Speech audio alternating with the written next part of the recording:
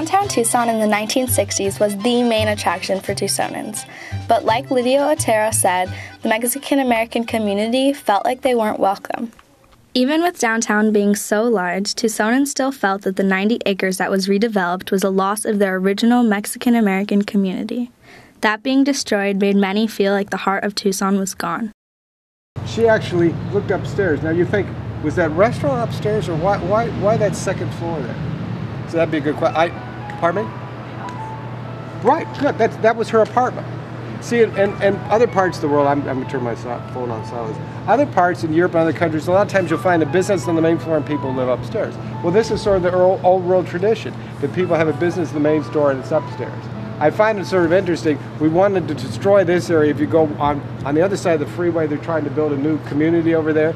And they've come up with this real innovative idea. They want to try and make a community where the businesses are going to be on the main floor and you can live above.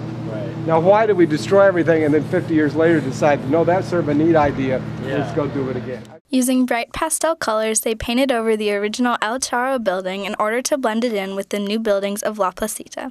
As a result, it is now impossible to identify what they attempted to preserve. Propaganda like this cartoon is the way Tucson portrayed the Locaye neighborhood, thus convincing the people of Tucson that it was an unwanted slum, the adobe houses were unattractive, dirty, and old, and that they needed change. When they went in to build a community center and knocked down 240 adobes, the discussions have always been how bad were those neighborhoods and how vacated were those neighborhoods at the time, but it's left a scar that exists today, because now when you look back at it, it was a bunch of Anglo people who were steeped in how to rebuild society by changing its architecture and ignoring its past, and cavalierly went in and just said, these neighborhoods are not worth keeping, and knocked them down and built that.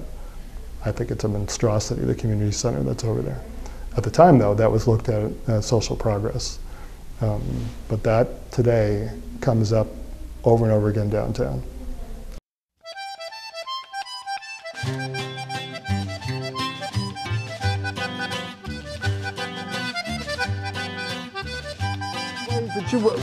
If you were doing this today and you were a National Park Service, you'd come in and inventory every building, do research on the history on it, evaluation the shape, then look at how much money you've got and say, what do we want to put here? We still want to have this function today. Maybe some people can still live here. Which buildings do we save? Put it on a scale. What's important to save here? Save certain buildings, put new construction in here, maybe keep some here. As we go through the process of urban renewal today with the Renewal project, we are left with some questions. How do we make sure vibrant cultural neighborhoods like Locaye are preserved? When do the rights of the people supersede the government's need to redevelop?